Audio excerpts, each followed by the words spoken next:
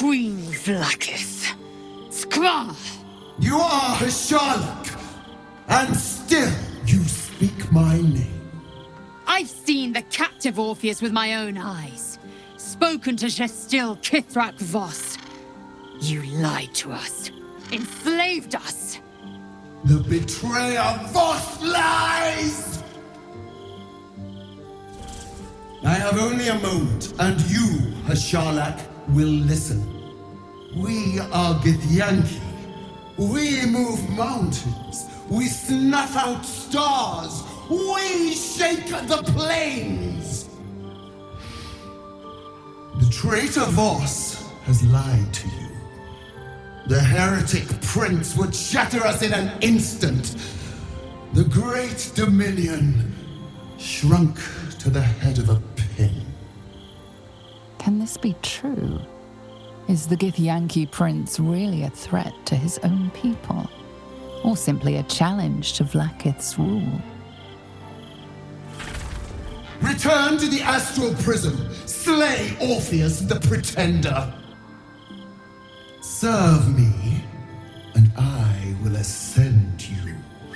You will be no mere warrior, nor Kithrak. You will be Barta Vlakith, commander of dragons. My only, my chosen. A final chance. Kneel before me. Make your promise. Lae'zel's thoughts become yours. The sight of Orpheus looms over her mind. Voss's words echo within it. She means to forever turn her back on Vlakith.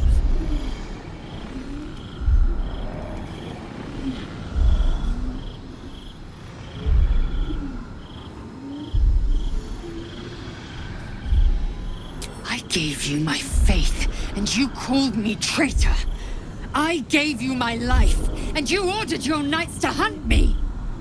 I have witnessed too much, and you have given me too little. Finally, I can see. Orpheus will live, and I will hear his creed. This is my word. Your word is nothing! You are nothing! The Kithraki will bring you. I will tear your flesh from your bones and devour your skull's marrow while you beg for death. I will consume you. I will unmake you.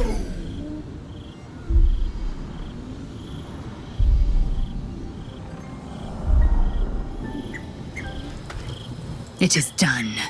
There is no going back.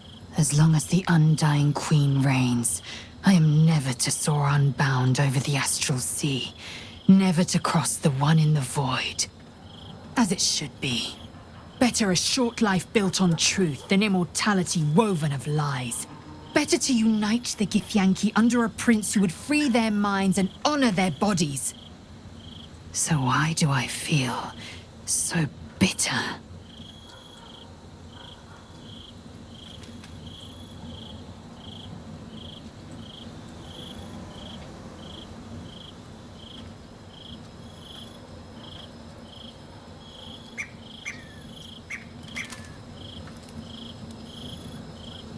Vlakith has upended Lae'zel's whole existence.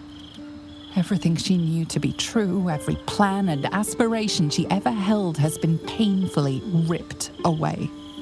Lae'zel's bitterness is born of sadness. She is mourning the loss of the person she once was, and can never be again.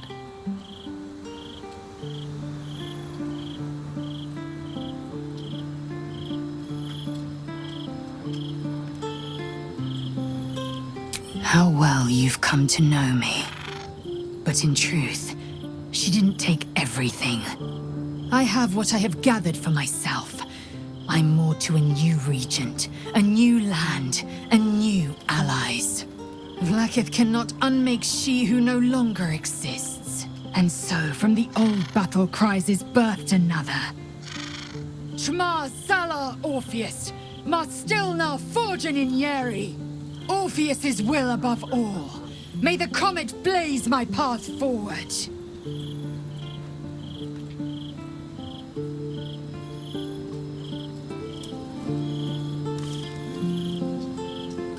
Orpheus's freedom is my want and my need. To deny his freedom would be to deny my own. There will come a time when I can think about myself beyond the Lich Queen who enslaves the Githyanki and the prince who would liberate them. But that time won't come until the Prince of the Comet flies again.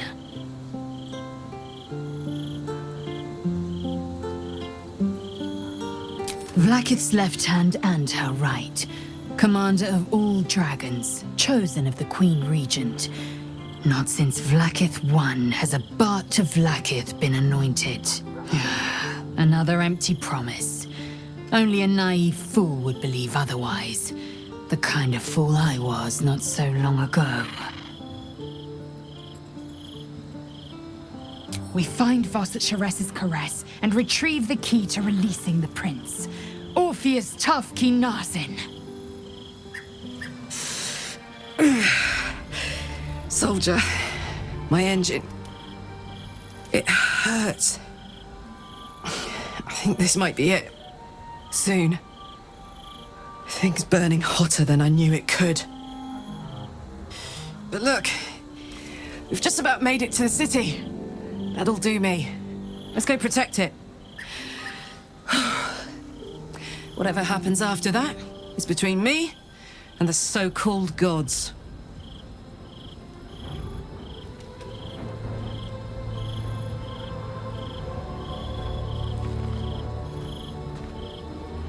With this heat going, I can't spare the energy to think.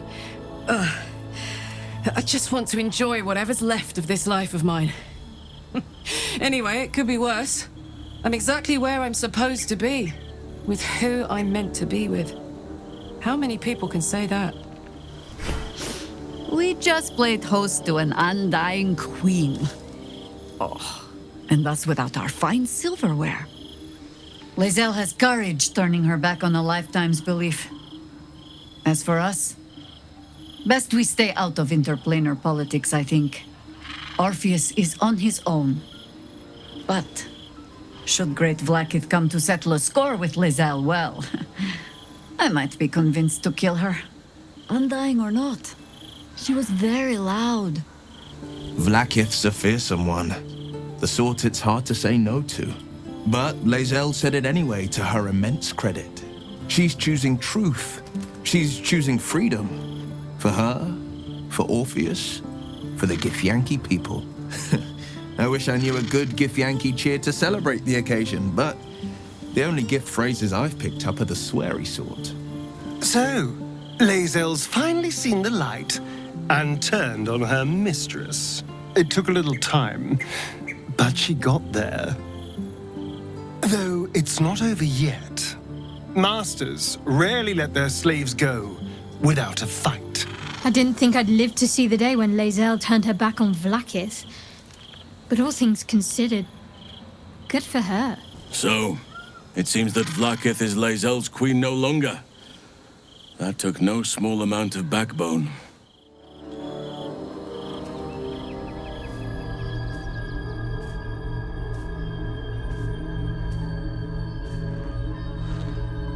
How did you? Oh, it's you. I must have let my mind wander. Enough for you to wander in. Forgive me. I am drained. Ever since you killed Ketheric and took his netherstone, the Chosen's control of the brain has been brittle. It's rebelling against Orin and Gortash, fiercely. I suspected that when we took Ketheric's stone, the brain would begin to break free. Those brain quakes confirm that my suspicion was correct. I do not know what happens now when it receives their orders, and I do not dare guess. You feel the Emperor's fear as if it were your own. An elder brain enslaved is one thing. An elder brain unleashed will be the end of everything. Beautiful, isn't it? The mighty Prince Orpheus, contained in submissive slumber. Come. You may as well sit a while, now that you are here. Your company isn't unwelcome.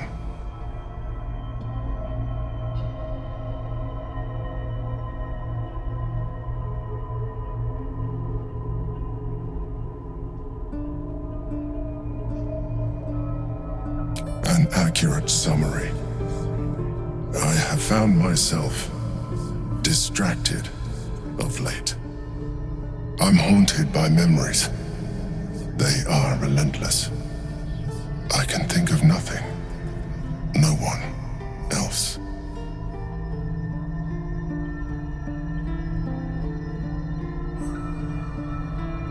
The very same Duke Stelmane, as she was known in Baldur's Gate. You thought you were my first ally. Far from it. I have long sought the allyship of others. It is the only way to succeed. Though my relationship with Berlin was different from my relationship with you.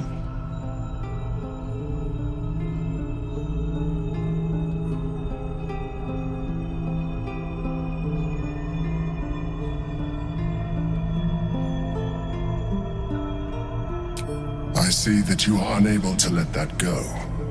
But do not forget that I trusted you with my life, as you trusted me with yours. Manipulation or not, we need each other. My relationship with Berlin was similar in this regard, though less dramatic. In life, she was my business partner, back when we ran the Knights of the Shield. A difficult task for a mind flayer. Duke Stelmane trusted me, and the city trusted her. I conceived the plot, but Berlin took center stage. It was she who met with the merchants, politicians, and patriarchs. It was she who negotiated deals and signed off on agreements. Her rooms played host to the most important conversations in the city. Together, we brought order to chaos. At its height, everything that happened in that city went through the shield.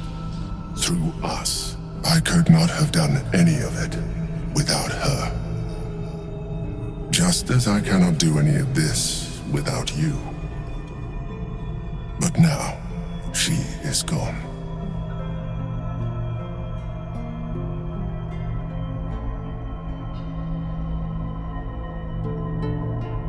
I appreciate your understanding. What I feel is deeper than superficial cures can reach, and not entirely unwelcome. Most people think that mind flayers are soulless husks who feel nothing. I am glad you are not most people.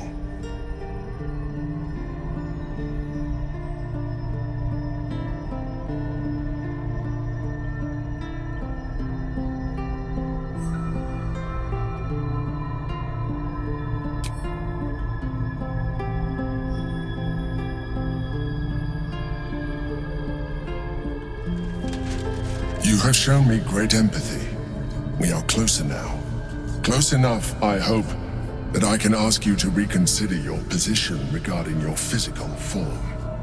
I know it is no easy choice for you, but we will have a far better time ridding the city of Gortash if you accept just a touch of illithidness.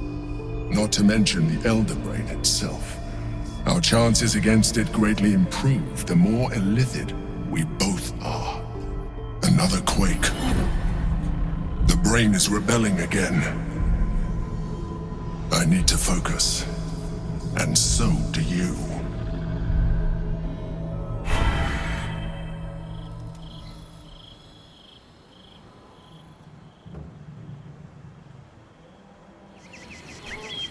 Damn! It can't have been easy for Lae'zel to stand up to Vlaakith like that. But there's nothing that woman can't do. Well met.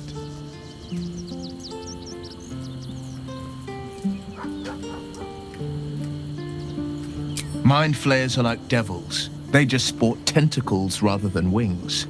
Clever, manipulative, exploitative. The Emperor says he's a friend. I think we'd be fools to believe him. And maybe it's true. Maybe Stelmane allied with a mind flayer and subjected the city to their political will. Or maybe he made an offer she couldn't refuse.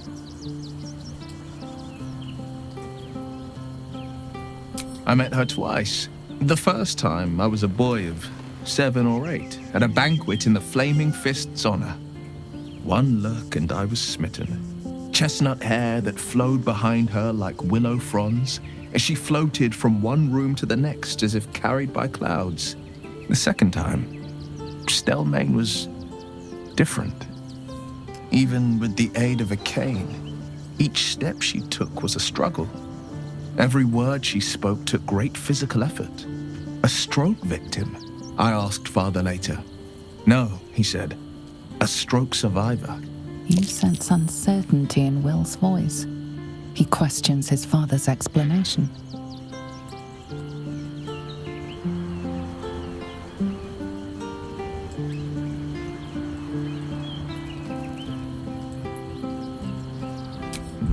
Something's always gnawed at me. At the banquet, Stelmane didn't seem to look at us, but through us. But that second time, her gaze never left me. It was steel, sharp and unyielding. It could just be my imagination, but I always felt that it was more than a stroke that had changed her. What, though? I couldn't say.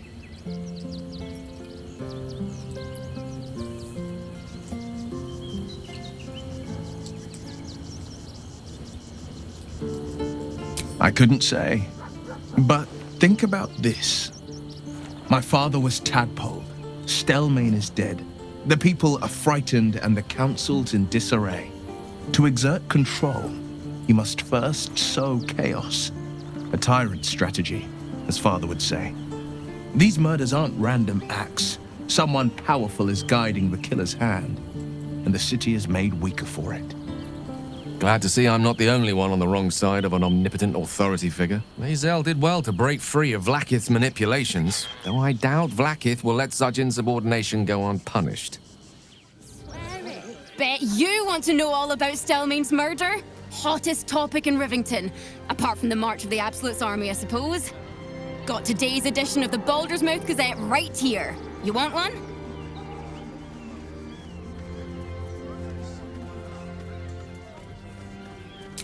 Excellent. You enjoy that one, all right? It's really gory. Are you trying to get into the city? Got a minute to tell me about your experience at the gate today?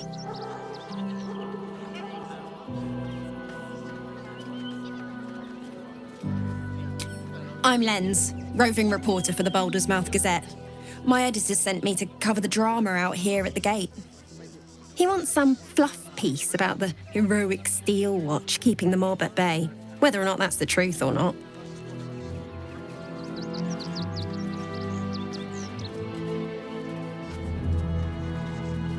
That the refugees here are desperate, hungry, scared people. They're no mob. They just want to be safe. I've heard the rumours. Absolutists marching from Moonrise Towers. Whole towns felled by strange curses. It's no wonder they ran. Of course, I can't write any of that. My editor only releases stories his friend Lord Gortash approves of, and he's very selective.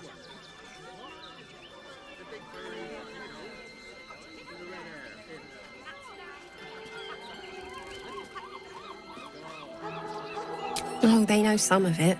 Most would rather bury their heads in the sand anyway. Saves them the bother of feeling responsible. I'll try and get the truth across. Who knows? Maybe a line or two will meet Mr. Needle's approval. I won't be holding my breath. They won't let us in. And they asked we were nice too. Paul said the Flaming Fist would be nice. But they don't seem nice. Just get in line. We were here first. I'm not going anywhere. Not till they let us through. Heartless bastards. If they just listen. We can't get in. I have family here. They said we'd be welcome. Take it somewhere else. My hands are full. Damned outsiders. Swarming the place.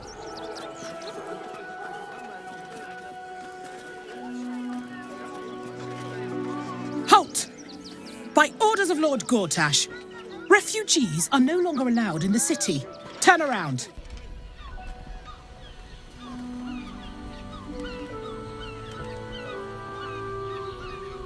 Well, do you have the means to support yourself? My good lady, I am Will Ravengard. I will not pay to enter my own city. Ravengard? Ugh, more like the ghastliest tiefling south of Neverwinter. No refugees. It is decreed.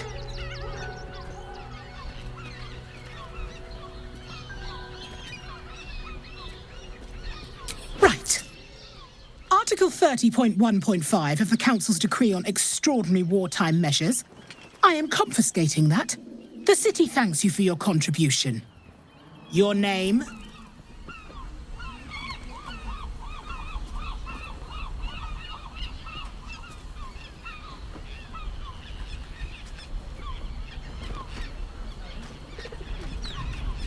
Or take it up with the Duke if you don't like it.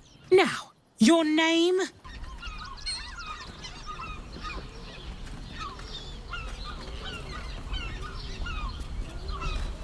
Well met, Citizen Fluffington.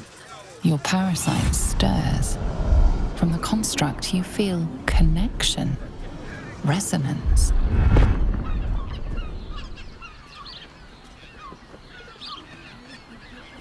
I am a Steel Watcher, Citizen.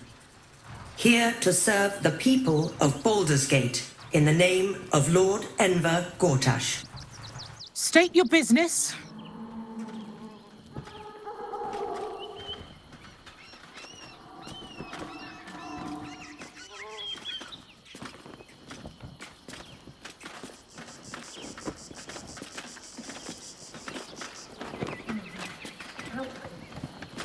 I'm doing the questioning here.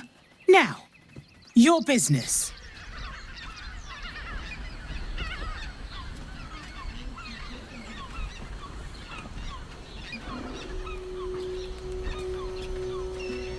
Then you can wait with the rest. Oh, you again.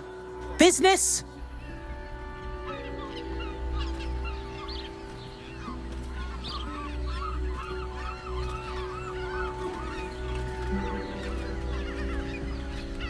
Uh-huh. Eyes open, body still.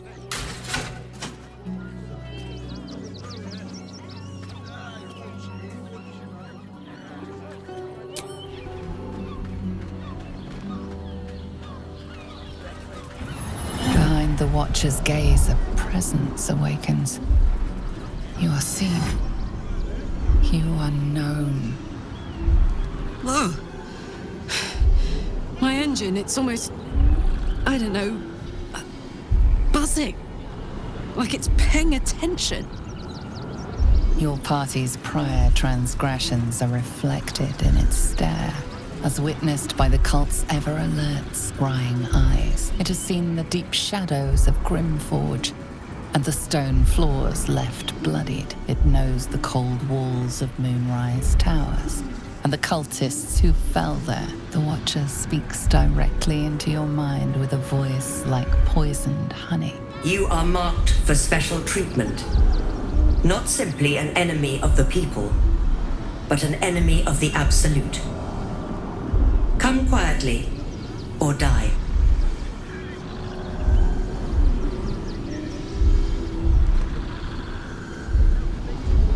Your peaceful surrender has been noted. You will be transferred to Worms Rock Prison, where you will await further sentencing. Eat this, you pile of junk!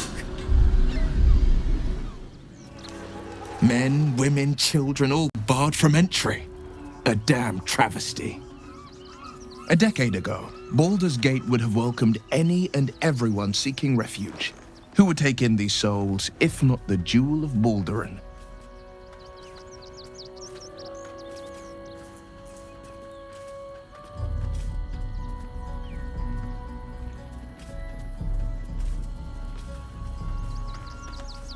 As long as Gortash is in charge, they'll be left shivering at the gates. All part of the plan, of course. Step 1. Create an army and order it to march on the city. Step 2. Shut the gates in the name of security. Step 3. Bask in the applause. Gortash hasn't made Baldur's Gate safe. He's made it a prison. And when his army breaks through, the people will have nowhere to run. To make this city a safe haven, we'll need to bathe Gortash and his allies in their own blood. No trespassing. Got it? Bloody gnomes. We need to find where they burrowed themselves up. You an adventurer? Looking to pad your purse? Find their foxhole, bring me their chief's head. The fist will reward you well.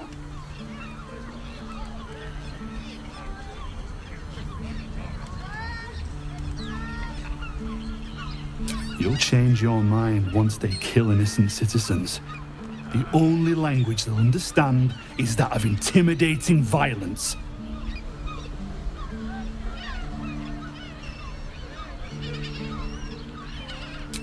I agree. But we can't leave our posts. Not with all the patriarchs meeting in Worm's Rock for the coronation. You've the right look. Solid bones. Steady face. The kind that cleans up vermin for pay.